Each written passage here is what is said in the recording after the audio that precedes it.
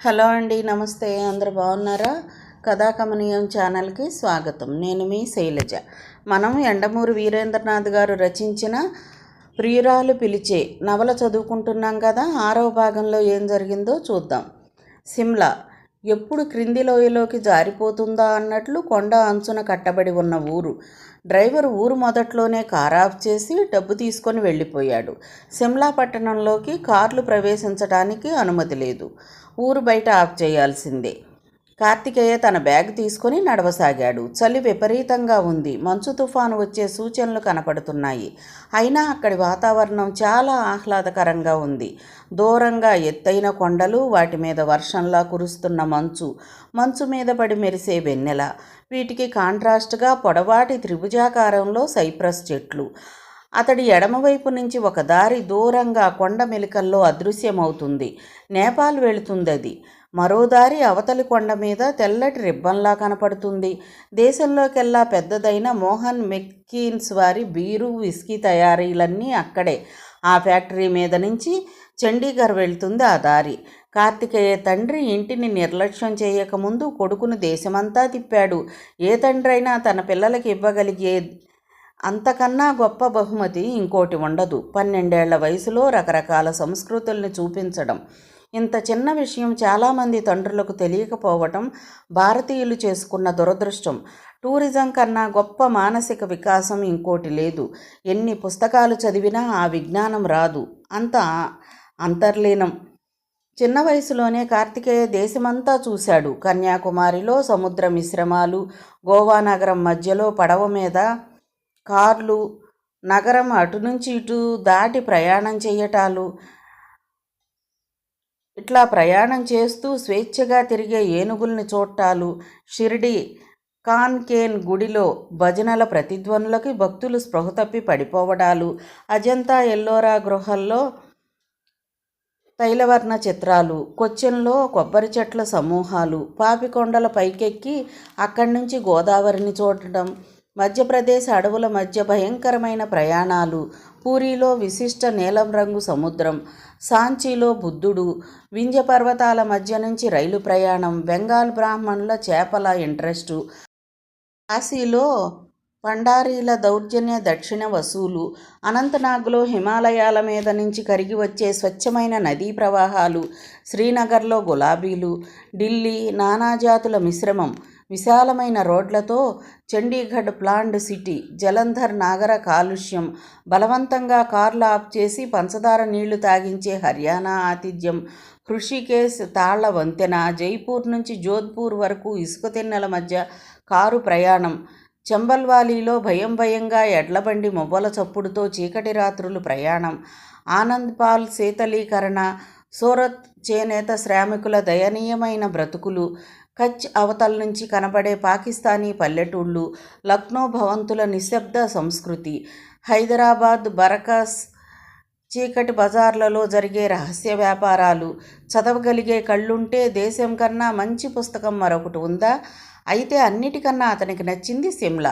8 ఏళ్ల వయసులో తండ్రి చిటికిన వేలు పట్టుకుని, తల్లి చెయ్యి పట్టుకుని ఎక్కుతూ ఆ పట్టణంలోకి ప్రవేశిస్తున్నప్పుడే ఆ సౌందర్యం అతని మనసులో ముద్రపడిపోయింది. ఆ తరువాత ఇంకెన్ని ప్రదేశాలు చూసినా సిమ్లా ఒక సజీవ స్మృతిగా మిగిలిపోయింది. ఊటీ, కొడై, మనాలి, డెహ్రాడూన్ ఏవి అతన్ని ప్రభావితం చేయలేకపోయాయి. ఆ తరువాత ఒక్కసారి వేదతనం అతన్ని చుట్టుముట్టింది. అది వేరే సంగతి. గత స్మృతుల్ని నెమరు వేసుకుంటూ అతడు చుట్టూ చూశాడు. ఊరు ఏమీ మారలేదు. అదే నేపాలీ సంస్కృతి, అవే చెక్క ఇళ్ళు, ఎడమవైపు కొండ, కుడివైపు లోయ, వెర్టిగో వచ్చేటంత ఏటవాలు లోయ, చెట్లు, అన్నీ చెట్లే. వాటి మధ్య నుంచి నగరంలో లైట్లు, చెట్లతో ప్రమిదలు చేసి దాని మధ్యలో దీపం పెట్టినట్లు ఉంది ఊరు. అతడు తిరిగి నడవడం మొదలుపెట్టాడు. మరో 10 నిమిషాల్లో హోటల్లో ఉన్నాడు. Hotel bright. రిసెప్షన్ దగ్గర చాలామంది జనం ఉన్నారు. అతడు తన పేరు చెప్పాడు. అంత హడావుడిలోనూ మేనేజర్ రిజిస్టర్ చూసి, ఎస్ సార్, మీ పేరు మీద రిజర్వ్ అయింది, రూమ్ నెంబర్ 22 అన్నాడు. ఒక అస్సామీ కుర్రవాడు సామాన్లు తీసుకెళ్లి రూమ్లో పెట్టాడు.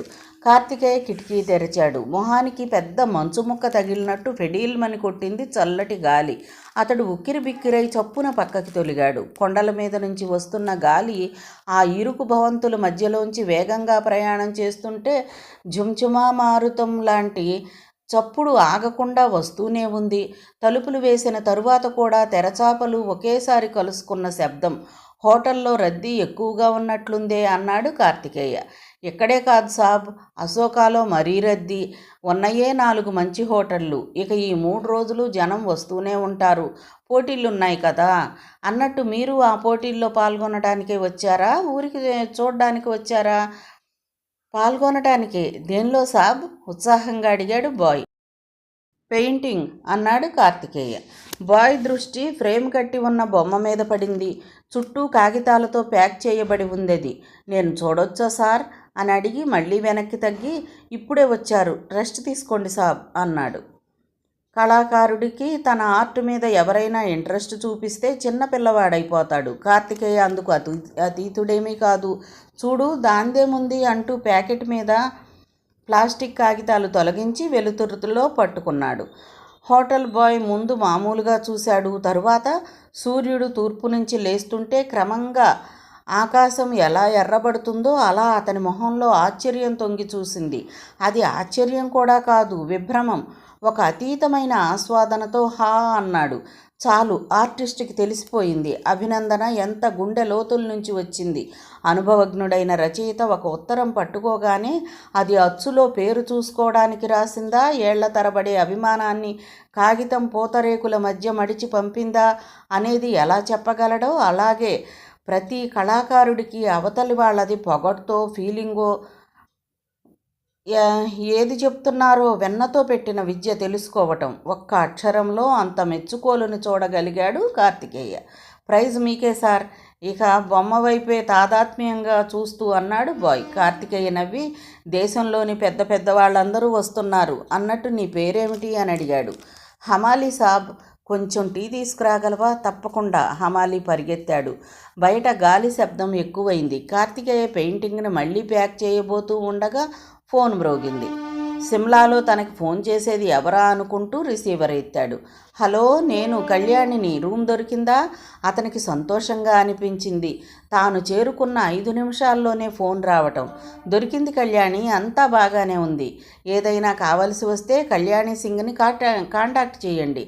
Himachal Pradesh commissioner of police సిమ్లాలోనే ఉంటాడు. అంత అవసరం రాదులే కళ్యాణి అన్నాడు. ఆమె మరి కొంచెం సేపు మాట్లాడింది. అతను ఫోన్ పెట్టేస్తుంటే హమాలి టీ తీసుకొచ్చి ఇచ్చి వెళ్ళాడు. అది తాగి తిరిగి అతడు పెయింటింగ్ ప్యాక్ చేయబోతుంటే మళ్ళీ ఫోన్ మోగింది. హలో అన్నాడు. అవతల నుంచి అమ్మాయి కంఠం. గుడ్ ఈవినింగ్ సార్, నేను రిసెప్షన్ నుంచి మాట్లాడుతున్నాను. మీరు రూమ్ నెంబర్ 21 తీసుకోండి. దీనికన్నా అది మంచి రూమ్ అంది. ఆ అమ్మాయి కంఠంలో అల్లరి నవ్వుని అతను గుర్తించలేదు. పర్వాలేదు, ఇది బాగానే ఉంది. ఇది మరీ గాలికి ఎదురుగా ఉంటుంది సార్, నిద్ర పట్టదు. లక్కీగా అది ఖాళీ అయింది. సరే అయితే సార్, చిన్న సందిగ్ధం. మీరు అడ్వాన్స్ ఇవ్వలేదు. ఓ 500 పంపిస్తే. నన్ను అడగలేదే, దాందేముంది. అలాగే బాయ్ని పంపండి. Thank you sir. అమ్మాయి ఫోన్ పెట్టేసింది. ఆ అమ్మాయి పేరు అనుజ్ఞ. దాదాపు 6 అమ్మాయిలు 4 అబ్బాయిలు. అందరూ ఆ అమ్మాయి వైపు ఎగ్జైటింగ్గా చూస్తున్నారు. ఆ అమ్మాయి తలెత్తి నవ్వుతూ వాళ్ళ వైపు చూసి, మొదటి భాగం విజయవంతంగా పూర్తయింది అంది హిందీలో. ఆ తర్వాత మళ్ళీ ఫోన్ ఎత్తి రిసెప్షన్కి ఇవ్వండి అంది. ఇటువైపు మేనేజర్ లైన్లోకి రాగానే పక్కనున్న క్లాస్మేట్కి ఇస్తూ, నేను చెప్పింది గుర్తుంది కదా, అలా చెప్పు అంది. అవతల నుంచి మేనేజర్ హలో హలో అంటున్నాడు. ఆ కుర్రవాడు గొంతు సర్దుకుని, నేను కార్తికేయని మాట్లాడుతున్నాను. రూమ్ ఖాళీ చేస్తున్నాను. ఆ విషయం చెప్పడానికే ఫోన్ చేశాను అన్నాడు గంభీరంగా. మేనేజర్ కంగారు పడ్డాడు. అదేంటి సార్, మా హోటల్లో ఇదే బెస్ట్ రూమ్. పెద్ద హోటల్కి వెళ్ళిపోతున్నాను. హోటల్ అశోక. పోలీస్ కమిషనర్ గారు ఏమన్నా అనుకుంటారేమో సార్, ఆయన చెప్పారనే ఇంకెవరిదో క్యాన్సిల్ చేసి మీకు ఇచ్చాను. పర్వాలేదు, ఆయనకు నేను చెప్తాలేండి. మీరు బాయ్ని పంపండి, 500 ఇస్తాను. బిల్లు సెటిల్ చేసేయండి. బిల్లా? వచ్చి 5 నిమిషాలే కదండి, బిల్లు వద్దులే. What non sense. నాకేమైనా ధర్మానికి ఇచ్చారా? మీరు తీసుకోవాల్సిందే, లేకపోతే కమిషనర్ గారికి చెప్పాల్సి ఉంటుంది. అలాగే సార్. కుర్రాడు ఫోన్ పెట్టేసి మిగతా వాళ్ళ వైపు గర్వంగా చూశాడు. అందరూ చప్పట్లు కొట్టారు. సన్నగా ఉన్న ఓ అమ్మాయి, ఇదంతా కరెక్ట్గా అవుతుందంటావా? నాకేమిటో భయంగా ఉంది అంది. ఇంతలో బాయ్ వచ్చి కార్తికేయతో, మీ సామాన్లు సాబ్ అంటూ ఏదో చెప్పబోయాడు. రూమ్ నంబర్ 21లోకి మార్చడానికా? కార్తికేయ అడిగాడు. అవును సాబ్ అంటూ సామాన్లు పట్టుకుని బయటకు వచ్చాడు. ఈలోపు మొదటి కుర్రాడు రూమ్ ఖాళీ చేసి నా బిల్లు తాలూకు రసీదు పట్టుకొస్తూ, ఇదిగో సార్ రసీదు అంటూ కవర్ ఇచ్చాడు. కార్తికేయ దాన్ని జేబులో పెట్టుకుని పక్క గదిలోకి వెళ్ళిపోయాడు.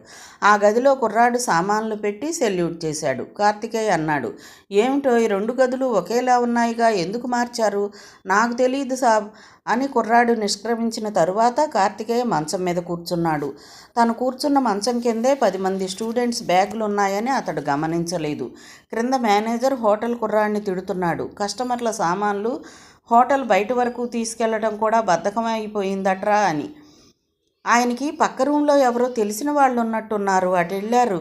సంభాషణ వింటున్న అమ్మాయిలు అబ్బాయిలు నవ్వుకున్నారు. మనం వెళ్ళి గురుణ్ణి లేపేద్దామా? ఇప్పుడే వద్దు, వెంటనే అయితే గొడవ చేస్తాడు. మనం ముందు ఈ కొత్తగా వచ్చిన రూమ్లో సెటిల్ అవుదాం పదండి అంటూ రూమ్ నంబర్ 22లోకి వెళ్ళి సెటిల్ అయ్యారు. 5 నిమిషాలు గడిచాయి. కార్తికేయ గదిలోంచి బయటకొచ్చి డైనింగ్ హాల్ వైపు వెళ్ళటం గమనించారు. రాత్రి 9:30 దాటుతుంది. హిమాచల్ ప్రదేశ్ రాష్ట్రంలో ప్రతి ఊరు దాదాపు 8ంటికే నిద్రపోతుంది. గాలి తప్ప మరే చప్పుడు లేదు. కొండ మీద పట్టణం కాబట్టి ఇళ్ళు విశాలంగా ఉండవు. 2-3 అంతస్తుల్లా ఉంటాయి. కార్తికేయ కింది సెల్లార్లోకి వచ్చి కూర్చున్నాడు. వేడివేడి రొట్టె తిని టీ తాగాడు. అతడు తిరిగి తన గదికి చేరుకునేసరికి దాదాపు 10:15 అయింది. తలుపు దగ్గరగా వేసి ఉండటం చూసి ఆశ్చర్యపోయాడు. తాళం చెవి తన దగ్గరే ఉండటంతో హోటల్ వాళ్ళేమన్నా తీశారేమో అనే అనుమానంతో తలుపు నెమ్మదిగా తోశాడు. గది చీకటిగా ఉంది. తీస్తున్న తలుపుతో పాటు వరండాలోని వెలుతురు కూడా ఓ కిరణంలా గదిలోకి ప్రవేశించింది. పొగమంచులోకి టార్చ్ లైట్ వేస్తే ఆ వెలుతురు ఒక దూలంలా ఎలా పడుతుందో అలా వెళ్ళి మంచం మీద పడింది. అతడు క్షణం అయోమయంగా చూశాడు. గదంతా బ్యాగులు, పెట్టెలు ఉన్నాయి. వాటిని కాదు అతడు చూస్తున్నది. మంచం మీద పడుకున్న అనుజ్ఞ అనే అమ్మాయిని. తెల్లటి బొగ్గలు, మూసుకున్నప్పుడు కూడా విశాలంగా కనిపిస్తున్న కళ్ళు, నాజూగ్గా ముక్కు. అతడిలో చిత్రకారుడు ఆ భంగిమని తన మనోఫలకం మీద ముద్రించుకున్నాడు. ఆ వెలుతురికి ఆమె అలవోకగా అటునుంచి ఇటు కదిలి తిరిగి నిశ్చలత్వాన్ని ఆపాదించుకుంది. ఇప్పుడు ఆమె మోము మరింత ప్రస్ఫుటంగా కనిపిస్తోంది. Excuse me madam. ఆమె అప్పుడే నిద్ర మెలకువ వచ్చినట్లు కళ్ళు విప్పి ఎవరది అంది. క్షమించండి, ఇది నా గది. మై గాడ్ అని ఆమె లేచి కూర్చుని, ఇది మీ గది ఏమిటి? మాది. 2 రోజులైంది దీన్ని ఆక్యుపై చేసి. కాదు మేడం, పక్క రూమ్లోంచి 2 గంటల క్రితమే దీనిలోకి షిఫ్ట్ చేశారు. నాన్ సెన్స్, మేమున్న గదిలోకి మిమ్మల్ని ఎలా మారుస్తారు? పదండి వెళ్ళి అడుగుదాం. మేనేజర్ అప్పుడే హోటల్ వెనుక వైపు ఉన్న ఇంటికి వెళ్ళడానికి ఆయత్తమవుతున్నాడు. 4 స్టూడెంట్సు కార్తికేయ కలిసి వచ్చేసరికి కంగారు పడ్డాడు. విషయమంతా తెలుసుకుని మరింత అయోమయంలో పడ్డాడు. రూమ్ ఖాళీ చేయమని చెప్పి 500 పంపారు కదా సార్ అన్నాడు కార్తికేయతో. అడ్వాన్స్ కోసం పంపమని మీరే చెప్పారుగా. పోలీస్ కమిషనర్ గారు పంపిన మీ దగ్గర అడ్వాన్సా? రూమ్ షిఫ్ట్ చేయమని బాయ్ని కూడా పంపారుగా. అయ్యో రామా, నేనా? మరో 2 నిమిషాల సంభాషణ తరువాత మేనేజర్కి జరిగినదంతా అర్థమైంది. అది ఎవరాడిన నాటకమో కూడా అర్థమైంది. అమ్మాయిల వైపు తిరిగి, ఏమిటిదంతా మేడం అని అడిగాడు. మాకేం తెలుసు, మా రూమ్లోకి రాత్రిపూట వచ్చిన ఆయన్ని అడగండి అంది దబాయింపుగా. మేనేజర్ రూమ్ బాయ్తో, నిన్ను సామాన్లు వేరే గదిలో పెట్టమని మనిషిని గుర్తుపట్టగలవా అని అడిగాడు. అనుజ్ఞ కల్పించుకుని, చూడండి, మేం మా కాలేజీ అధికారులతో మాట్లాడాం. 2 రూములు బుక్ చేయమని టెలిగ్రామ్ 4 రోజుల క్రితమే ఇచ్చినట్లు కన్ఫర్మ్ చేశారు. మీరేమో పోలీసుల నుంచి రికమెండేషన్ వచ్చేసరికి మాకు ఇవ్వాల్సిన రూమ్ పీకేసి ఇంకొకళ్ళకి ఇచ్చారు. అందుకని ఇప్పుడు మేము న్యాయబద్ధంగా మా రూమ్ తిరిగి సంపాదించుకున్నాం. దీన్ని చచ్చినా వదలం. ఎవరితో చెప్పుకుంటారో చెప్పుకోండి. 10 నిమిషాల పాటు పెద్ద ఎత్తున వాదం జరిగిన తరువాత కార్తికేయ కల్పించుకుంటూ, పోన్లేండి, అనవసరంగా గొడవద్దు, నేను వేరే హోటల్ వెతుక్కుంటాను అని పైకి వెళ్ళి తన సామాన్లు సరిగ్గా ప్యాక్ చేయని తన పెయింటింగ్ని తీసుకొని వచ్చాడు. సారీ సార్, ఒక్క రూమ్ కూడా ఖాళీ లేదు. ఆ స్టూడెంట్స్తో గొడవ పెట్టుకుంటే మేనేజర్ క్షమాపణలు చెప్పాడు. ఇట్స్ ఆల్ రైట్ అని కార్తికేయ బయటకు వచ్చేశాడు. అయితే అనుకున్నంత సులభం కాలేదు. ఏ హోటల్లోనూ రూమ్ దొరకలేదు. సిమ్లాలో నడక అంత సులభం కాదు. అకస్మాత్తుగా రోడ్డు మాయమై మెట్లు ప్రత్యక్షమవుతాయి. నిలువుగా రోడ్లు పైకి వెళతాయి. అలాంటి దారుల్లో ఒక ఫర్లాంగు దూరం నడవటానికే అరగంట పడుతుంది. విపరీతమైన ఆయాసం వస్తుంది. అతడు 2 హోటల్స్ తిరిగేసరికి అర్ధరాత్రి అయింది. మంచు విపరీతంగా కురుస్తుంది. కొంచెం దూరం నడిచేసరికి తను దారి తప్పానని గ్రహించాడు. మినుకుమంటున్న లైట్లు ఇళ్ళు కావు, మంచులో రిఫ్లెక్షన్స్. ఎడారుల్లో ఎండమావులు ఎలా మనిషిని భ్రమపెట్టి ఆకర్షిస్తాయో అలా మంచులో దూరపు దీపాలు వ్యతిరేక దిశలో కనపడి మనిషిని మోసం చేస్తాయి. అతడు అలాగే మోసపోయాడు. మంచు తుఫాను మొదలైంది. పలకరించటానికి పెట్ట కూడా లేనంత నిర్జీవంగా మంచులో కప్పబడిపోతోంది ఆ ఊరు. అతడొక్కడే నిస్సహాయంగా నిర్జీవంగా కాళ్ళీడ్చుకుంటూ కొంత దూరం నడిచాడు. ఆ కష్టం అనుభవిస్తేనే తెలుస్తుంది. మొహం మీద మేకులు కొట్టినట్లు మంచు, చెవులు చిల్లులు పొడుస్తున్నట్లు హోరు గాలి. అతడు నెమ్మదిగా వంగాడు. మోకాళ్ల మీద కూలిపోయాడు. అతడు పెయింటింగ్ గాలికి దూరంగా కొట్టుకుపోయింది. నేల మీద వాలిపోయాడు. దాదాపు అరగంట తర్వాత హోటల్ బయట రూమ్ బాయ్ హమాలి అదే దారి వెంట ఇంటికి వెళ్లడం సంభవించింది. దారి పక్కనే మంచులో కూరుకుపోయిన నల్లని వస్త్రం అతన్ని ఆకర్షించింది. దగ్గరగా వెళ్ళి చూస్తే మనిషి. హమాలి మోకాళ్ల మీద వంగి మంచును పక్కకు తొలగించాడు. అప్పుడు బయటపడ్డాడు కార్తికేయ. తనని రక్షించిన వ్యక్తి కార్తికేయ అని గుర్తించగానే హమాలి మరి ఆలస్యం చేయలేదు. కాళ్ళు చేతులు రుద్ది ముందు వేడి కలిగించటానికి ప్రయత్నించాడు. ఆ తర్వాత ఆసుపత్రిలో చేర్పించాడు. కార్తికేయ సామాన్లు, ముఖ్యంగా పెయింటింగ్ భద్రపరిచాడు. ఆ కుర్రవాడికి చాలా ఉక్రోషంగానూ ఎవరి మీదో తెలియని కోపంగానూ ఉంది. అంతకుముందు కార్తికేయ హోటల్ రూమ్లో తాను పెయింటర్ని అని చెప్పి బొమ్మ చూపించినప్పుడే హమాలీకి అతడంటే గౌరవం, ఇష్టం కలిగాయి. ఆ తర్వాత అమ్మాయిలు మోసం చేసి అతడిని బలవంతంగా రూమ్ ఖాళీ చేయించినప్పుడు ఆ కుర్రవాడికి మొదట ఏం జరిగిందో అర్థం కాలేదు. ఆ తరువాత ఆ అమ్మాయిలు ఆడిన నాటకం అర్థమైంది. ఆ గొప్ప తెలివితేటలకు వాడు మురిసిపోలేదు. తామందరినీ, చివరికి హోటల్ మేనేజర్తో సహా అందరినీ వాళ్ళు బుట్టలో పడేసిన విధానం తెలుసుకుని కోపంతో ఊగిపోయాడు. స్టూడెంట్స్తో గొడవ పడలేక హోటల్ మేనేజర్ వాళ్ళనే సపోర్ట్ చేశాడని గ్రహించాడు. కళ్యాణ్ సింగ్ హుటాహుటిన ఆసుపత్రికి వచ్చాడు. కమిషనర్ కళ్యాణ్ సింగ్కి ఇది తన స్వయం ప్రతిష్టకి సంబంధించిన విషయంలా కనిపించింది. ఈ అవమానం తనకే జరిగినట్లుగా భావించాడు. వెంటనే హోటల్కి వెళ్ళి మేనేజర్ని ఎంక్వైరీ చేశాడు. అతను జరిగిన దాన్ని ధృవీకరించాడు. రొప్పుతూ వస్తున్న క్లాస్మేట్ని చూస్తూ అమ్మాయిలు ఆగిపోయారు. ఏం జరిగింది? గోవింద్ని పోలీసులు అరెస్ట్ చేశారు. వాట్? అవును, ఇప్పుడే హోటల్ నుంచి తీసుకెళ్లారు. మనం రూమ్ ఖాళీ చేయించిన అతను పోలీసులకు రిపోర్ట్ చేసినట్లున్నాడు. వాడు ఇక్కడ కమిషనర్ ఆఫ్ పోలీస్కి దగ్గరనుకుంటా. అమ్మాయిల మొహంలో బెదురు స్పష్టంగా కనిపించింది. ఇప్పుడు ఎలాగే? అంది సన్నగా ఉన్న అమ్మాయి. హోటల్ దగ్గర పోలీసులు మన కోసం వెయిట్ చేస్తున్నారు, క్లాస్మేట్ అన్నాడు. ఊరు కాని ఊళ్ళో పోలీసు లాకప్లో అంది దాదాపుగా ఏడుస్తూ ఆ అమ్మాయి. కొళాయి విప్పకు అంది అనుజ్ఞ విసుగ్గా. మనమేం తప్పు చేశామని? ప్రిన్సిపాల్ మన కోసం 2 రూములు బుక్ చేస్తే పోలీసులు రికమెండ్ చేశారని ఒక రూమ్ మనకు క్యాన్సిల్ చేసి అతనికి ఇచ్చాడు. న్యాయబద్ధంగా అది మన రూము. నాటకమాడి మనం దాన్ని తిరిగి సంపాదించుకున్నాం, అంతేగా. కానీ అతను వెళ్ళి అదే పోలీసులతో తన పలుకుబడి ఉపయోగించి మనల్ని అరెస్ట్ చేయిస్తున్నాడు. మన మీద ఏమేం కంప్లైంట్స్ ఇచ్చాడో ఏమో.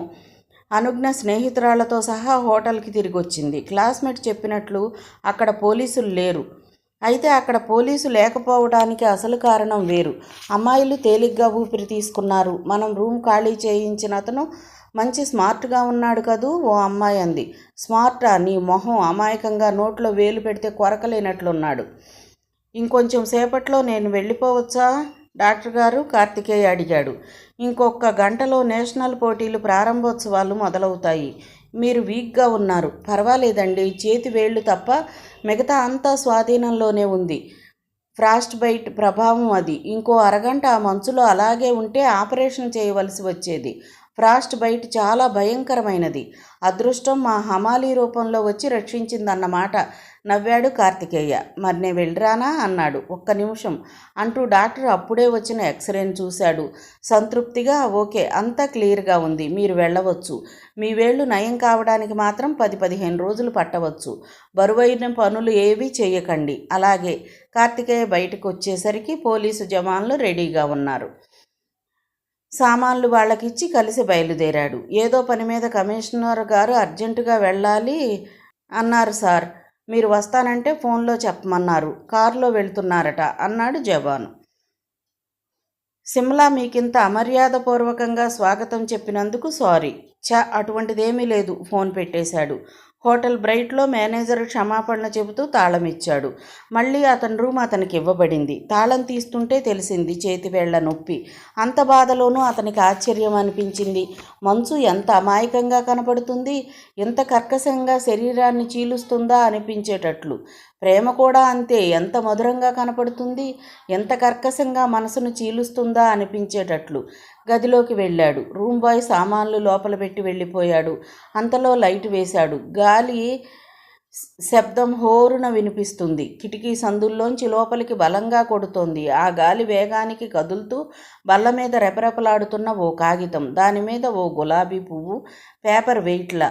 అతడు దాన్ని ఆశ్చర్యపోతూ తీశాడు.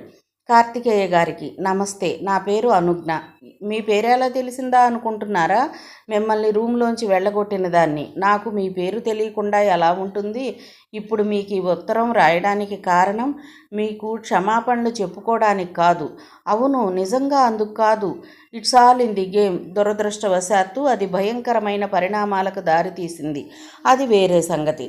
పోనీ నేను ఈ ఉత్తరం రాయడానికి కారణం ఆ తరువాత మీ ప్రవర్తన గురించి. ఆ కమిషనర్ గారితో చిన్నపిల్లలు వాళ్ళు చేయకపోతే ఇంకెవరు చేస్తారు అల్లరి, పోనివ్వండి అన్నారట మీరు.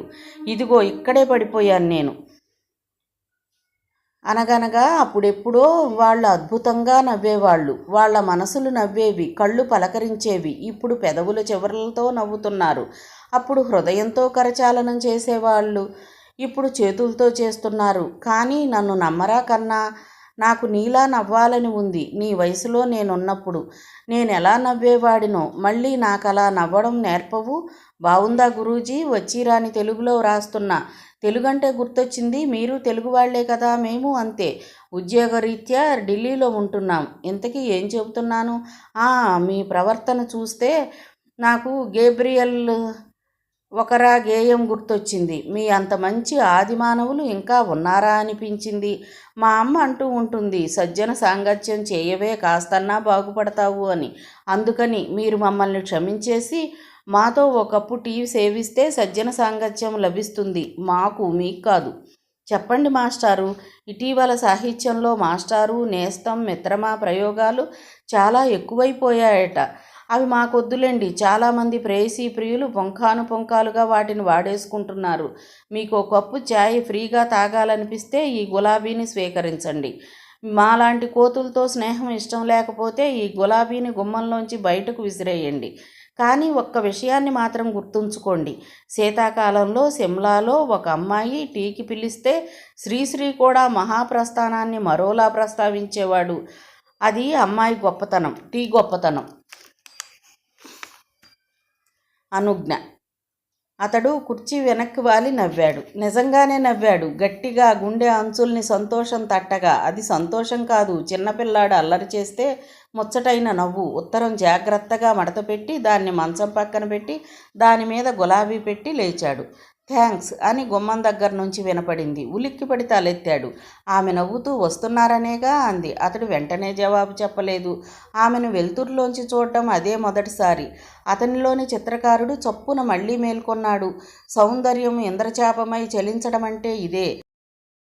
అది కవులకి కళాకారులకి తెలుస్తుంది. అనుభూతి పెన్నులోకి వెన్నులోకి ఒకేసారి ప్రవహించడం. ధమనుల మధ్య అది పెరిగి సిరలోకి రక్తం సిరాగా మారి కాగితం మీదకి గుండె అక్షరమై జారిపోవటం. అది రచయిత బాధ. టీ తాగి ఆమెతో పరిచయాన్ని పెంచుకుని మాట్లాడుతూ వచ్చే సంవత్సరం పోటీలో పాల్గొంటాను అన్నాడు. పోటీలా? పోటీలో వచ్చే 10,000 కోసమా? నిజంగా అంతేనా? నిజం చెప్పండి, ఎన్నాళ్ళు వేసి ఉంటారు ఈ బొమ్మని? అన్నాళ్ళు వేస్ట్ అయినందుక ఈ నష్టం? ఆ రోజుల లెక్కలోనా? కాదు, నిజంగా కాదు. నేను బాధపడతానని మీరు మామూలుగా ఉండటానికి ప్రయత్నిస్తున్నారు. నాకు తెలుసు. దీన్ని వేయటానికి మీరెంత కష్టపడి ఉంటారో నాకు తెలుసు. నన్ను తిట్టండి, నన్ను కొట్టండి, మీరలా మామూలుగా ఉంటే నేను భరించలేకపోతున్నాను. ఆమె హిస్టీరిక్గా ఏడుస్తుంటే అతను కదిలిపోయాడు. అతడి బాధ అగాధం కన్నా ఎక్కువే, కానీ ఆమె బాధ ప్రకటితం. చూడు, నేను ఇంకో బొమ్మ వేసుకుంటాను, ఇంతకన్నా బాగా వేస్తాను, సరేనా అన్నాడు. ఆమె నెమ్మదిగా తలెత్తింది. నిజంగానా అంది. కిటికీ వెలుతురు కంటి చుక్క మీద ప్రతిబింబించి మెరుస్తుంది. నిజంగా అన్నాడు. నా మీదొట్టు? ఏడుపు మర్చిపోయి అడిగింది. అంత బాధలోనూ అతనికి నవ్వొచ్చింది. ఒట్టు అన్నాడు. ఆమె చప్పున కుర్చీలో కూర్చుని అయితే వెయ్యండి అంది. అతడు అదిరిపడి ఇప్పుడా అన్నాడు. ఇప్పుడే. చూడు, నీకు బొమ్మల గురించి ఏమీ తెలియదనుకుంటా. దానికి మూడ్ కావాలి. రోజుకు 2-3 గంటల పాటు వేసినా వారం 10 రోజులు పడుతుంది. అంటే 30 గంటలు. ఇంకో గంటలో ఎగ్జిబిషన్ స్టార్ట్ అవుతుంది. కానీ జడ్జిలు చూసేది రేపు సాయంత్రం. అంటే 30 కన్నా ఎక్కువ గంటలే టైం ఉంది. ముందు ఈ బొమ్మ ఎగ్జిబిషన్లో పెట్టేద్దాం. ఆ తరువాత దీన్ని మార్చేసి కొత్తది రీప్లేస్ చేద్దాం. తనలో తానే మాట్లాడుకుంటున్నట్లు ఆమె గబగబా అనేసింది. చిన్నపిల్లవాడిని కాశ్మీర్లో అనంతనాగ్కి తీసుకువెళితే ఆ తెల్లటి మంచు కొండల్ని చూస్తూ అమ్మ కొండెక్కి అటేపు ఏముందో వెళ్ళి చూద్దామే అన్నంత సులభంగా ఆ అమ్మాయి చెప్తుంటే అతను అవాక్కై చూశాడు. లేవండి, వెళ్ళి క్యాన్వాసు రంగులు కొనుక్కొద్దాం. నీకు నిజంగా మతిపోయింది. రేపు సాయంత్రంలోగా బొమ్మ ఎలా వేస్తాను? నాకు 3-4 నెలలు పడుతుంది. మరి 30 గంటలు అన్నారు? ఆఫీసులో కూర్చుని చేసినట్లు చేస్తే 30 గంటలు. కానీ ప్రతిరోజు వెయ్యను. 4-5 రోజులకు ఒకసారి 1-2 గంటలు వేస్తాను. ఒక్కోసారి కేవలం చిన్న స్ట్రోక్ వేసి ఊరుకున్న రోజులు కూడా ఉంటాయి. అదంతా నీకు అర్థం కాదులే. ఆమె దాన్ని పట్టించుకోకుండా రోజు ఎందుకు వెయ్యరు అని అడిగింది. ఇది క్రియేటివిటీ కాబట్టి దానికి మూడ్ ఉండాలి. అంతేకాని 3 రోజులకు ఒకటి చొప్పున ఏడాదికి 100 బొమ్మలు వేయటం కుదరదు. నేను మూడు తెప్పిస్తాను. ఎలా తెప్పిస్తావు? ఆమె కుర్చీలోంచి లేచి నాటకీయంగా, ప్రతి మగవాడి జీవితం వెనుక ఓ స్త్రీ ఉంటుంది. మీ వెనుక అని ఆగి, మీ వెనుక ఫోన్ మోగుతుంది అంది. అతడు రిసీవర్ ఎత్తి హలో అన్నాడు. హలో, నేను కళ్యాణిని. ఎలా ఉంది సిమ్లా? ఎగ్జిబిషన్ మొదలైందా? ఇంకో గంటలో మొదలవుతుంది అని ఆగి, కళ్యాణి, చిన్న బ్యాడ్ న్యూస్. నా పెయింటింగ్ పాడైంది. వాట్? అవును కళ్యాణి, రాత్రి మంచుకు పాడైంది. అస్సలు పనికిరాదా? లాభం లేదు కళ్యాణి. అట్నుంచి కొంచెం నిశ్శబ్దం. I'm sorry. పర్వాలేదులే, నా కోసం మీరు అలా అంటున్నారు కానీ అక్కడ చాలా బాధపడుతూ ఉండాలి మీరు. కొంచెం బాధ అనిపించింది, కానీ ఏం చేస్తాం? అసలు ఎలా పాడయింది ఆ పెయింటింగ్? మీరు ప్రాణం కన్నా ఎక్కువగా చూసుకుంటారే. ఆ రోజు నా చేతిలో అది చిరిగినప్పుడే మీరు విలవిల్లాడిపోయారుగా. అతడు తన చేతి వేళ్ల వైపు చూసుకుంటూ వదిలే కళ్యాణి, అయిందేదో అయిపోయింది అన్నాడు. ఆమె అట్నుంచి ఏదో అంటుంది. అతడు మౌత్ పీస్ ఓ చేత్తో మూసి నా భార్య కళ్యాణి అంటూ వెనక్కి తిరిగి ఆమెతో చెప్పబోయాడు. ఆ అమ్మాయి గదిలో లేదు. ఎప్పుడెళ్ళిపోయిందో వెళ్ళిపోయింది. ఎవరితో నా భార్య అంటున్నారు? అట్నుంచి అడిగింది కళ్యాణి. పక్క గదిలో డెలిగేట్స్. అనుజ్ఞ అని. లేదులే, వెళ్ళిపోయింది. నీ ఆరోగ్యం ఎలా ఉంది? అలాగే ఉంది. అన్నట్టు మీరు కాంపిటీషన్లో పాల్గొనటం లేదన్నారుగా. సాయంత్రం ఫ్లైట్కి వచ్చేస్తారా? నాకు పోటీ మీద పెద్ద ఉత్సాహం లేదు. దేశం నలుమూలల నుంచి వచ్చే చిత్రకారుల్ని కలుసుకోవడం కోసం ఎగ్జిబిషన్ అయ్యే వరకు ఉందామనుకుంటున్నాను. మీకు మూడు సరిగా లేనట్లుంది. అబ్బే, అటువంటిది ఏం లేదు కళ్యాణి. ఇవన్నీ మామూలేనండి. వీటికి అప్సెట్ అయితే రాత్రింబవళ్ళు నిద్ర ఉండకపోవటం తప్ప వచ్చేది ఏమీ ఉండదు. మీకు నా అనుభవం ఒకటి చెప్పనా? గ్రాడ్యుయేషన్ చేసే రోజుల్లో మామయ్య ఇచ్చిన డబ్బులన్నీ కూడబెట్టి ఆ పొదుపు చేసిన దాంతో సూర్యలక్ష్మి ఆయిల్ షేర్స్ కొన్నాను. నెల రోజుల్లో కంపెనీ దివాళా తీసింది. సినిమాలకి, చాక్లెట్స్కి కూడా లేకుండా మిగుల్చుకున్న డబ్బు. ఎవరికైనా చెప్తే నవ్వుతారు. ఒక్కదాన్నే ఓ 4 రోజులు ఒంటరిగా ఉన్నప్పుడల్లా ఏడ్చేదాన్ని. నా వయసు అప్పుడు 20 ఏళ్ళు. ఆ తర్వాత ఇన్వెస్టింగ్ గైడ్ అన్నీ చదివి విమల్ గ్రూప్ పట్టుకున్నాను. స్నేహితుల దగ్గరంతా అప్పు తీసుకుని ఆ షేర్లు కొన్నాను. కేవలం డివిడెంట్తో 6 నెలల్లో అప్పు తీర్చేశాను. రిలయన్స్ గ్రూప్ని సరిగ్గా పట్టుకొని లాభం పొందిన భారతదేశము మొదటి ఇన్వెస్టర్లలో నేను ఓ దాన్ని అన్నమాట. ఇదంతా కాలేజీ రోజుల్లోనా? అవును. నాకు నిన్ను చూస్తుంటే ఆశ్చర్యంగా ఉంది కళ్యాణి. నిజంగా ఈ కాలం కాలేజీ అమ్మాయిలు, అబ్బాయిలు నిన్ను చూసి నేర్చుకోవాల్సింది చాలా ఉంది. భలే, నాకు మిమ్మల్ని చూస్తుంటే ఆశ్చర్యంగా ఉంది అంది కళ్యాణి. నాకు ఆలోచన వచ్చింది చెప్పనా అంది ఆమె. మొత్తం మీ బొమ్మలన్నింటినీ ₹1,00,00,000 ఇన్సూర్ చేయించడం ఎలా ఉంది నా ఆలోచన? అతడు క్షణం ఆగి, బాగుంది, గిన్నీస్ బుక్లో కూడా ఎక్కొచ్చు, దానికేం కానీ నీకు ఇంట్లో అన్నీ సరిగ్గా అమరుతున్నాయా, ఏమైనా తోస్తోందా అన్నాడు. వ్యాపారం టాపిక్ వచ్చేసరికి ఆమె ఉత్సాహంగా బెడ్రూమ్లోనే టీవీ స్క్రీన్ ఏర్పాటు చేయించారు. ఏ రోజుకు ఆ రోజు బాంబే స్టాక్ ప్రొసీడింగ్స్ అన్నీ కంప్యూటరైజ్ చేసే వీడియో క్యాసెట్ పంపిస్తున్నారు. తిరిగే కాలు కదిలే చెయ్యి ఊరుకోదంటారుగా. ఈ వ్యాపారం మొదలుపెట్టాను, పక్క మీద నుంచి లేచే అవసరం కూడా లేకపోవడంతో మెదడు మరింత చురుగ్గా ఉంది. నిన్న 10,000 చిలక్కొట్టుడు కొట్టాను అంది. ఎడారిలో ఉంచినా ద్రాక్ష పళ్ళు పండించగలవు కళ్యాణి నువ్వు. తొందరగా వచ్చేయండి, ఇద్దరం కలిసి పండించవలసినవి చాలా ఉన్నాయి. బాయ్ అంటూ ఫోన్ పెట్టేసింది. అనుజ్ఞ, కార్తికేయ ఇద్దరూ నడుస్తున్నారు కొండల మధ్యలో.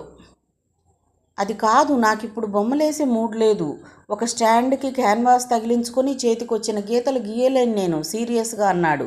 ఆమె నడుస్తున్నదల్లా ఆగి, సరే అయితే మీరు వెళ్ళండి, నేను వెనక్కి రాను అంది. అకస్మాత్తుగా ఆమె మొహంలో వచ్చిన మార్పుకి అతను ఆశ్చర్యపోయాడు. ఏం చేస్తావో అడిగాడు. ఢిల్లీ వెళ్ళిపోతాను, లేదంటే ఈ అడవిలోకి వెళ్ళి ఏడుస్తాను. ఏడుపు ఎక్కువైతే చచ్చిపోతాను. నీకు మతిపోయింది. ఇంత చిన్న విషయానికి చచ్చిపోతావా? చిన్న విషయమా? మీకు చిన్న విషయమైతే అవ్వచ్చు, కానీ నాకు కాదు. నా జీవితంలో అతి విషాదకరమైన సంఘటన ఈ బొమ్మలతో ముడిపడి ఉంది. ఆమె నడక సాగిస్తూ అంది. అది నా భర్త జీవన్మరణానికి సంబంధించిన విషయం. సచలితుడై అతడు ఆగి, నీ భర్త అన్నాడు విస్మయంగా. ఆ అమ్మాయి వయసుకి 20కి కాస్త అటు ఇటు ఉంటుంది. అవును, నాకు చాలా చిన్నప్పుడే, అంటే ఇంటర్మీడియట్ చదివే రోజుల్లోనే పెళ్ళయింది. ఆ రోజుల్లో తలమునకలయ్యే ప్రేమలో పడ్డాను. రాజేష్ను చూస్తే ఎవ్వరూ ప్రేమలో పడకుండా ఉండరు. Smartness boy. నాన్నని ఎదిరించి పెళ్లి చేసుకున్నాం. రాజేష్ పెయింటర్, నేను కూడా పెయింటర్నే. మైనే ప్యార్ కియా రచయిత మా ప్రేమను చూస్తుంటే ఇంకో సంవత్సరం ఎక్కువ ఆడేలా సినిమా తీసుండేవాడు. రాజేష్ తండ్రి కలప కాంట్రాక్టర్. ఆయనకి మా పెళ్ళి ఇష్టమే. మినిస్టర్ కూతుర్ని కోడలుగా చేసుకోవడం ఎవరికి ఇష్టం ఉండదు? రాజేష్ నేను అడవిలో కాపురం పెట్టాం. చెక్క ఇల్లు, పక్కనే సెలయేరు. మమ్మల్ని చూస్తే చలం మైదానం రాశాడేమో అనిపిస్తుంది. అప్పటికి నేను 4వ నెల గర్భవతిని. ఆ రోజు రాత్రి 10ంటికి జరిగింది ఆ సంఘటన. మీరు షోలే సినిమా చూశారుగా? లేదు. ఏం లేదు, మధ్యప్రదేశ్ అడవుల్లో ఉండేవాళ్ళం అని చెప్పానుగా. చెంబల్లోయే దొంగలకి ప్రసిద్ధి. మేము మా దగ్గర విలువైనవి ఏమీ ఉంచుకునేవాళ్ళం కాదు. సాధారణంగా అడవుల్లో ఉండే కాంట్రాక్టర్లు అలానే చేస్తారు. చెంబల్ దొంగలు స్త్రీలను ముట్టుకోరు, అది ధైర్యం. ఆ రాత్రి 4 దొంగలు మా ఇంటిని చుట్టుముట్టారు. ఏమీ దొరకలేదు, ఒక్క రైఫిల్ తప్ప. దాన్ని తీసుకుని వెళ్ళబోతుంటే ఓ బందిపోటు దృష్టి గోడలకున్న బొమ్మల మీద పడింది. దొంగలకు కూడా కళాత్మక హృదయం ఉంటుందని నాకు తెలీదు. ఆ బొమ్మలు రాకేష్ ఎంతో కష్టపడి వేసినవి. ఆ విషయం మాత్రం నాకు తెలుసు. నేను వాళ్లకు అడ్డుపడ్డాను. ప్రాణం పోయినా సరే ఆ బొమ్మలు రాజేష్ నుంచి వేరు కాకూడదు అనుకున్నాను. పొయ్యిలో కట్టెదీసి ఒక దొంగ తల వెనుక నుంచి బాదాను. అదే నేను చేసిన పొరపాటు. చెంబల్వాలి దొంగలు ప్రతిఘటనని సహించలేరు. 2 వచ్చి నా పెడరెక్కలు గట్టిగా పట్టుకున్నారు. 4వ నెల గర్భవతినైనా చూడకుండా నా భర్త ముందే రేప్ చేశారు. కార్తికేయ పాము కాటు తగిలిన వాడిలా ఆమె వైపు చూశాడు. ఆమె నడుస్తుంటే చెట్ల నీడలు ఆమె మొహం మీద నుంచి వెనక్కి కదిలి వెళ్ళిపోతున్నాయి. ఆమె తల వంచుకుని నడుస్తూ తనలో తానే మాట్లాడుకుంటున్నట్లు, చదివేసిన పుస్తకం తాలూకు పేజీలో వెనక్కి తిప్పి చూసుకుంటున్నట్లు కొనసాగించింది. మామూలుగా నా వైపు ఎవరైనా కన్నెత్తి చూస్తేనే సహించలేని రాజేష్ ఈ సంఘటనతో పిచ్చి బలం తెచ్చుకుని వెళ్ళిపోతున్న దొంగల్లో ఒకడిని వెనక నుంచి పొడిచాడు. మిగిలిన దొంగలు రెచ్చిపోయారు. ఆ కత్తితోనే రాజేష్ కుడి చెయ్యి నరికేశారు. ఆ దృశ్యం నాకింకా బాగా గుర్తుంది. అతడి చెయ్యి నేల మీద ఆఖరు ప్రాణంతో కొట్టుకుంటోంది. అప్పుడే అబార్షన్ జరిగింది. నా వయసు 17 ఏళ్ళప్పుడు. కార్తికేయ పెదాలు బెగబట్టాడు. రాకేష్ చెయ్యి నరికిన దొంగలు అడవిలోకి పారిపోయారు. దొంగని చంపినందుకు మాత్రం రాజేష్కి న్యాయస్థానం జైలు శిక్ష వేసింది. నన్ను ఖాళీగా ఉంచటం ఇష్టం లేని నాన్నగారు మళ్ళీ కాలేజీలో చేర్పించారు. అప్పుడప్పుడు తీహార్ జైలుకి వెళ్ళి రాజేష్ను చూసి వస్తుంటాను. ఇద్దరం సంతోషంగానే ఉన్నాం చూసారా ఒక్క పెయింటింగ్ మా జీవితాన్ని ఎలా మలుపులు తిప్పిందో అంది. కార్తికేయ వినటం లేదు. అతని మనోనేత్రంలో మూడో ద్వారం తెరుచుకున్నట్లుంది. ఒక సమస్యకి తను వేదాంతంతో స్పందించాడు. తన భార్య తెలివితేటలతో దాన్ని అధిగమించడానికి ప్రయత్నించింది. కానీ ఈ అమ్మాయి సమస్యని అసలు పట్టించుకోలేదు. అంతకన్నా పెద్ద అవమానం ఆ సమస్యకి ఏమైనా ఉందా? దాన్ని అసలు పట్టించుకోకుండా పరిహసించటం. ఆ చిన్నపిల్ల అతడికి థర్డ్ డైమెన్షన్లో కనపడింది. రాజేష్ ఒక అపురూపమైన వ్యక్తిగా తోచాడు. చిన్నపిల్లలు ఆడుకుంటున్నప్పుడు దెబ్బ తగిలితే క్షణాల్లో మర్చిపోయి మళ్ళీ ఆటలోనూ ఆనందంలోనూ మునిగిపోయినట్లు అల్లరి వెనుక ఎంత బాధావల్లరి ఉంటుంది అని తెలియనివ్వకుండా, అసలు మనోసంఘర్షణే లేకుండా సరదాగా, వేదాంతం కన్నా పెద్దదైన సరదాగా దొబ్బి చెల్లుల స్నేహం నాడు ఒక కాంతిలా వయసు వన్నె తొడిగినప్పుడు కన్య సంక్రాంతిలా ఆమె అపురూపంగా తోచింది. చెప్పండి మిత్రాజీ, ఒక పెయింటింగ్ ఎంత పని చేసిందో చూశారుగా. మళ్ళీ ఇన్నాళ్లకు మీ పెయింటింగ్ పాడు చేసి నా మనసుతో చివాట్లు తిన్నాను. నన్ను నేను తిట్టుకోకుండా ఉండాలంటే మీరు మళ్ళీ బొమ్మ వేయాలి. ఒక్క రోజులో దాన్ని పూర్తి చేసి రికార్డు స్థాపించాలి. లేకపోతే నా మానసిక క్షోభకి అంతుండదని అనను గాని రాజేష్ చెవి మెలేసి గుంజీళ్లు తీయిస్తాడు. నా ఆనందం కోసం మీరింత చిన్న పని చేయలేరా అంది. అది చిన్న పని కాదని అతనికి తెలుసు. కొంకర్లు పోయిన చేతి వేళ్ల వంక చూసుకుంటూ వేస్తాను అన్నాడు. ఆమె మొహం విప్పారింది. థ్యాంక్స్ అంది. నన్ను ఒక గొప్ప మెంటల్ టార్చర్ నుంచి రక్షించారు. కార్తికేయ ఆమె మాటలు వినటం లేదు. అతనిలోని కళాకారుడు అప్పటికే మూడ్లోకి వెళ్ళిపోయాడు. ఒక ఏటవాలు ప్రదేశం కింద స్టాండ్ పెట్టి చుట్టూ చూశాడు. ఒక పక్కంతా కొండ మీద త్రిశూలాలు గుచ్చినట్లు సైప్రస్ చెట్లు హిపోక్రసీ కాంక్రీట్ జంగిల్ నుంచి దూరంగా మరో ప్రపంచానికి తీసుకువెళుతున్నట్లు హెప్నటైజ్ చేసే గాలి చెట్ల సందుల్లోంచి నిశ్శబ్ద సంగీతం అన్ని వినిపిస్తుంది. కొండల మీద వెండి కరిగి క్రిందికి ప్రవహించినట్లుంది ఆ మంచు. ఆ దృశ్యం చూడటానికి 1000 కళ్ళుండాలి అంటారు. కాదు, మనసుకి కళ్ళుండాలి. ఏ చిత్రం వెయ్యాలో అతనికి తోచలేదు.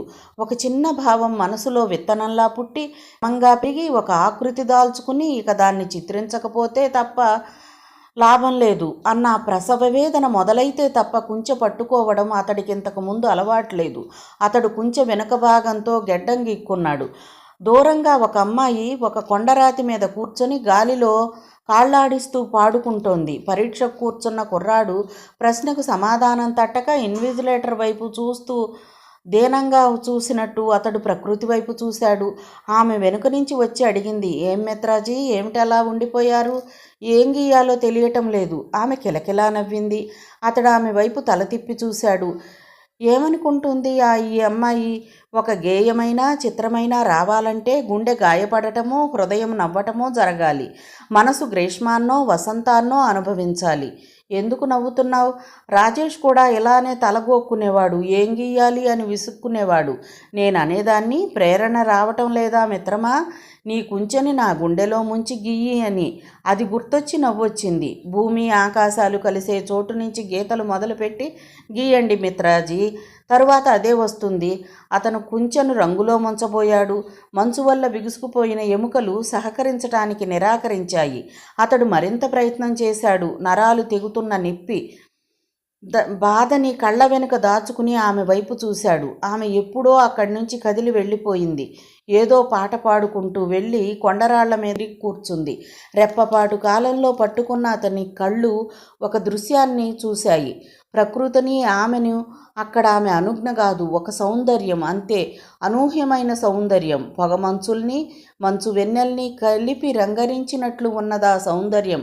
ఆమె కళ్ళల్లోంచి నిర్మలాన్ని అరువు తీసుకుని ఆకాశం నీలిరంగుని సంతరించుకుంది. ఆమె కురుల్లోంచి చీకటిని బదులు తీసుకుని సైప్రస్ చెట్లు తమ నీడలుగా పరుచుకున్నాయి. కొండల మీద మంచు ఆమె చెక్కిళ్ల నునుపుదనాన్ని నిమిరి సిగ్గుపడింది. మొగల్సరాయి స్టేషన్లో తప్పిపోయిన త్రిపుర కళ్యాణో పల్లకీలోంచి దిగిన ఓర్వశో ఆ కొండల మధ్య సౌందర్యంగా రూపుదిద్దుకుని అతడి నరాల్ని సుతారంగా నిమిరారు. బాధని కాంక్ష అధిగమించగా అతడి కుంచె కదిలింది. అతడు ఆగలేదు. కుంచె అతడి చేతిలో గుర్రమై కథను తొక్కింది. బొమ్మ పైభాగాన్ని మొత్తం ఆ అస్తమిస్తున్న సూర్యుడి రంగుతో నింపాలి. అతడు ఆ పనిలో నిమగ్నమై ఉండగా ఆమె వెళ్ళి చెట్ల నుంచి పాలను తెచ్చేది. ఆమె పని కష్టం. ఒకేసారి అంత తేవటానికి వీల్లేదు, వెంటనే రంగు మారిపోతుంది. అందుకని అలసటని పెదాల మధ్య బెగపట్టి ఆమె పరుగు పరుగున వెళ్ళి తెస్తుంది. అతడైతే అసలు ఈ ప్రపంచంలోనే లేడు. ఆఖరి భాగం పూర్తి చేస్తూ ఉండగా ఆమె రాక ఆలస్యమై అతడు ఈ ప్రపంచంలోకి వచ్చాడు. కొంచెం సేపుండి మరి కొంచెం సేపు వేచి ఆమె కోసం వెతుక్కుంటూ చెట్ల వెనక్కి వెళ్ళాడు. అక్కడి దృశ్యాన్ని చూసి నిర్విణ్ణుడయ్యాడు. 100 సంవత్సరాల చెట్టు లేదు, అది దూరంగా కొండల మధ్య లేదు. సైప్రస్ చెట్ల తెల్లటి పాలని అస్తమిస్తున్న సూర్యుడు ఎర్రటి రక్తవర్ణంలోకి మార్చటం కోసం, ఆకాశమంత క్యాన్వాస్ని అంతులేనంత రంగులో నింపటం కోసం మొదట వేలిని సూదితో గుచ్చుకుని అది చాలక అరిచేతిని చీల్చుకుని అక్కడ కూడా రక్తం గడ్డగట్టి ఏం చెయ్యాలో తోచక మరోవైపు టైం అయిపోతుందేమో అన్న ఆత్రంతో నాళాల్లోంచి మిగులు రక్తాన్ని పిండటం కోసం తెగిన చేతిని రెండో చేత్తో ఒత్తుతూ ఆ బాధని పెదాల మధ్య బిగబట్టి ఆ తొందరలో కంగారులో వెనక నుంచి అలికిడి వినిపించింది. బెదిరి అటు చూసి అక్కడ కార్తికేయను చూసి చేతిని వెనక దాచేసుకుని ఆమె ఏమీ లేదన్నట్లు నవ్వినప్పుడు అసలే ఆనదు చూపు, ఆ పైన కన్నీరొకటి అన్న శబరి భావోద్వేగమో, గుహుడి నుదుటి శ్వేతబిందువో, ఉడుత వెన్ను గీతల మధ్య కృతజ్ఞతతో కదిలి కన్నీటి చుక్కై జారింది.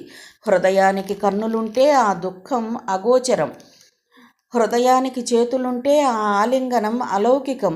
ఒకటి దుఃఖం, ఒకటి ఆనందం, ఆ రెండూ కలిసిన స్థితిలో ఆమె తల మీద చెయ్యి వేసి కన్నులు మూసుకున్నాడు. కదిలే వేళ్ళు కృతజ్ఞత చూపుతుంటే కదిలే కాలం కూడా ఆగిపోయింది.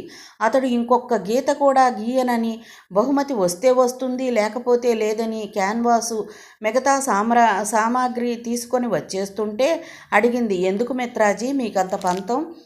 నాకిదేం బాగోలేదు అనుజ్ఞ. నాకు బాగుంది. ఇంటర్వెల్కి ఇంతకన్నా గొప్ప సినిమాటిక్ సీక్వెన్స్ మరొకటి ఉండదు. మా రాజేష్కి తెలిస్తే మాత్రం తిడతాడు. నా కోసం చిందించవలసిన రక్తాన్ని మీ మిత్రాజీ కోసం ధారపోస్తావా అని. ఆ మాటలకి కార్తికేయ నవ్వి, మీ రాజేష్ చాలా అదృష్టవంతుడు అన్నాడు. అమ్మయ్య, మీ మొహంలోకి కాస్త ప్రసన్నత వచ్చింది కదా. ఇప్పుడు చెప్పండి, మా రాజేష్ ఎందుకు అదృష్టవంతుడు? ప్రతి 2 నిమిషాలకి భార్య చేత తలుచుకోబడుతున్నాడు కాబట్టి. మరి ఈ ప్రపంచంలో దురదృష్టవంతుడెవరు చెప్పండి? అతడు సాలోచనగా అన్నాడు.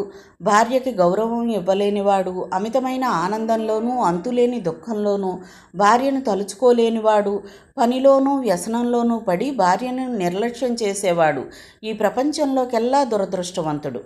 రాష్ట్ర గవర్నర్ మాట్లాడుతున్నాడు. హాలు ముప్పాతిక భాగం నిండి ఉంది. ప్రైజులు అనౌన్స్ చేస్తున్నారు. అటువైపు నడుస్తూ అన్నాడు గోవింద్. మీకు ఈ బహుమతుల మీద పెద్ద ఉత్సాహం ఉన్నట్టుగా లేదే? కార్తికేయ నవ్వి ఊరుకున్నాడు. మీరు ఎక్కువ మాట్లాడరనుకుంటా. అలా ఏం లేదు, బహుమతి కన్నా ఎక్కువగా అందరినీ కలుసుకుందామని వచ్చాను. మీకు తెలుసా, అనుజ్ఞ కూడా పెయింటరే. చెప్పింది. పాపం ఆవిడది చాలా విషాదకరమైన కథ కదూ. నడుస్తున్నవాడల్లా ఆగి, విషాదకరమైన కథేమిటి అడిగాడు గోవింద్. అదే దొంగలు, ఆమె భర్త చెయ్యి నరకటం అంటూ చెప్పాడు కార్తికేయ. సగం నుంచే నవ్వటం మొదలుపెట్టాడు గోవింద్ గోపాల్. అతి కష్టం మీద ఆపుకున్నాడు. కార్తికేయ చెప్పడం పూర్తయ్యేసరికి ఇక ఆగలేక పొట్ట చేత్తో పట్టుకుని నవ్వటం మొదలుపెట్టాడు. కార్తికేయ అతడి వైపు చిత్రంగా చూశాడు. విపరీతంగా నవ్వటం వల్ల కళ్ళ నీళ్లు తుడుచుకుంటూ అన్నాడు గోపాల్. ఏమిటి కార్తికేయాజీ, షోలే సినిమానా? 16వ ఏట పెళ్ళయిందా? చెంబల్లోనా? చెయ్యి నరికారా? కింద పడితే అక్కడ అబార్షన్ అయిందా?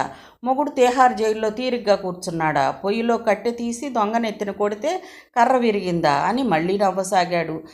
కార్తికేయ మాట్లాడలేదు. మా అనుజ్ఞ కోతి గురూజీ, చెప్పిన అబద్ధం చెప్పకుండా చెబుతూనే ఉంటుంది. మీరు కూడా ఆ ట్రాప్లో పడిపోయారన్నమాట.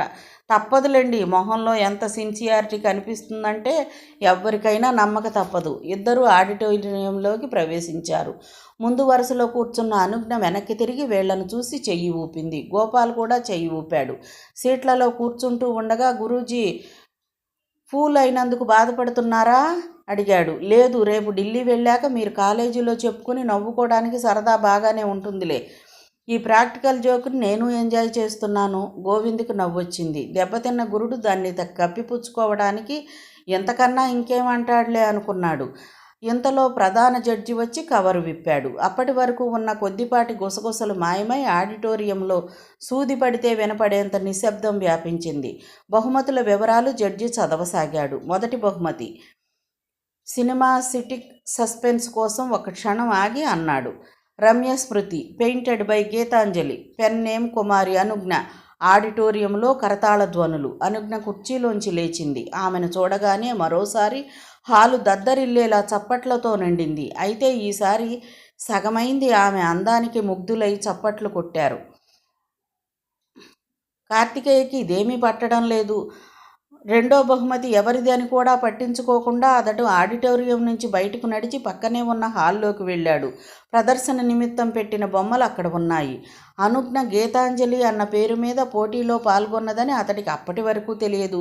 అతడు అన్ని బొమ్మల్ని అంతకు ముందే చూశాడు. అయితే తెలియకముందు చూడటం వేరు, గీసినది ఎవరో తెలిసిన తరువాత చూడటం వేరు. సగం మూసుకుపోతున్న రెండు అందమైన కళ్ళు, వాటి మీద అలవోకగా ఒక వల, కింద చిన్న అక్షరాలతో రమ్యస్మృతి అని వ్రాసి ఉంది. మరో మూల గీతాంజలి అని పెయింటర్ పేరు ఉంది. ఆ బొమ్మ గీయటంలో ప్రజ్ఞత లేదు, కృషి ఉంది. జాతీయ పోటీ స్థాయిలో లేదు, కానీ అమాయకమైన లాలిత్యం ఉంది, భావం ఉంది. గీయటం గొప్పగా లేదు. బహుమతుల ప్రకటన మధ్య కార్తికేయ బయటకు రావడంతో గోవింద్ గోపాల్ కూడా అతడిని అనుసరించి వచ్చాడు. తనకు బహుమతి రానందుకు ఉక్రోషంతో కార్తికేయ అలా వచ్చేశాడేమో అనుకున్నాడు. కానీ అతడు హాల్లోకి వెళ్ళి అనుజ్ఞ బొమ్మ ముందు నిల్చుని అందులో లీనమై చూస్తుంటే గోపాల్కి అర్థం కాలేదు. బొమ్మ బాగోలేదా? ఓరగా చూస్తూ కాస్త వెటకారంగా అన్నాడు. బాగోలేకపోవటం ఏమిటి? ఆ అమ్మాయి అల్లరి చూస్తే ఆమెలో ఎంత ఆర్ట్ ఉందని ఎవ్వరూ అనుకోరు. ఆ కళ్ళు చూసావా ఎంత బాగున్నాయో? నా మీద వేసే జోకు మీకు ఆనందాన్ని ఇస్తే ఆ జోకు నాకు ఆనందమే అన్న భావం మాత్రమే ఉందని అర్థమై కళ్ళు ఆర్ద్రమయ్యాయి. తన ఫీలింగ్ కనపడకుండా మొహం బొమ్మ వైపు తిప్పుకొని, గురూజీ, ఈ బొమ్మకి అర్థం అన్నాడు. అతడు ఆలోచనల్లోకి జారిపోయాడు. కార్తికేయ ఇంకా ఆ బొమ్మ వంకే చూస్తూ, స్మృతి ఎప్పుడు రమ్యమవుతుంది గోపాల్? జీవిత బాటలో మనతో పాటు పయనించి రకరకాల అనుభవాల్ని మనతో పంచుకుంటేనే కదా ఆ ఎడబాటు స్మృతిగా మిగిలిపోతుంది. దానికి సింబాలిక్గా ఆ కళ్ళు. అతడు ఆలోచనల్లోకి జారిపోయాడు. మంగళసూత్రం కడుతున్నప్పుడు పెద్దరికం నటిస్తూ తల వంచుకునే నెపంతో నేల దిగిన నీలి కళ్ళు. నేల చూపులు చూస్తూ, ఇక నీ మీద అల్లరల్లరిగా గెంతులేయటం కుదరదులే అని భూదేవితో మాట్లాడిన చిలిపి కళ్ళు. మొదటి రాత్రి గుండె అల్మరాలోంచి మౌనాక్షరాల పుస్తకాన్ని తీసి తెరచి రసరమ్య పుటల్ని చదివి చదివి అలసిపోయిన మత్తు కళ్ళు. నా వంశం కోసం, నా పిల్లలకు తల్లై ఆర్ద్ర సంగీతం స్మృతిలో మాతృ స్వప్నాలను నాకు వినిపిస్తూ సొలసిపోయిన పురిటి కళ్ళు. కూతుర్ని అత్తవారింటికి పంపిస్తూ తలుపు చాటున చెమ్మగిల్లిన తడి కళ్ళు. పరాయి ఊళ్ళో చదువుకునే కొడుకు కోసం చేటలో బియ్యం ఏరుతూ పరధ్యానించే గాజు కళ్ళు. ఆ కళ్ళు నా గుళ్ళో దేవుళ్ళు, భక్తి నిండిన దోసిళ్ళు, ప్రేమ భిక్షాదానం చే పిడికిళ్ళు, నన్ను ఆశీర్వదించే ఉపనిషద్వారపు వాకిళ్ళు. ఒక్కోసారి ఆ కళ్ళు నా స్వార్థం గూడులో బెదిరిన పావురాళ్ళు, మరోసారి గ్రీష్మంలో నా బాధల్ని లాలించే లేత మావిడి చివుళ్ళు ఆ కళ్ళు. రాత్రిళ్ళు కోర్కెకు కొసవేళ్ళు, పగళ్ళు భద్రతకు చెలి నెగళ్ళు. అందుకే ఆ కళ్ళు వెన్నెల పందిట్లో అత్తరు దీపాలు, మగవాడికి మాత్రమే సొంతమైన స్వప్న సుగంధ మందిరాలు. అలాంటి కళ్ళు శాశ్వతంగా మూసుకుపోతే? కార్తికేయ ఆలోచనల నుంచి తేరుకుని, ఆ క్రింద వల ఉన్నది చూసావా గోపాల్? అది మృత్యువు వాస్తవంలో సగభాగాన్ని లాక్కెళుతుంది. అందుకే అది రమ్యస్మృతి అయ్యినది. గోపాల్ ఆశ్చర్యంతో కొంతసేపు మాట్లాడాక చివరికి అన్నాడు, మిమ్మల్ని చేసుకోబోయే అమ్మాయి ఎవరో చాలా అదృష్టవంతురాలు. నాకు వివాహం కాలేదని ఎందుకు అనుకున్నావు? నా భార్య పేరు శ్రీకళ్యాణి అన్నాడు కార్తికేయ. మిగతాది తరువాతి భాగంలో చూద్దామండి. కథ విన్నందుకు ధన్యవాదాలు. ఈ నవల మీకు నచ్చితే లైక్ చేయండి, షేర్ చేయండి, నా ఛానల్ని సబ్స్క్రైబ్ చేసుకోండి, సపోర్ట్ చేయండి. మీరు ఇచ్చే ఒక్క లైక్ నాకు, నా ఛానల్కి ఎంతో సపోర్ట్ని ఇస్తుందండి. Please subscribe. ఉంటానండి.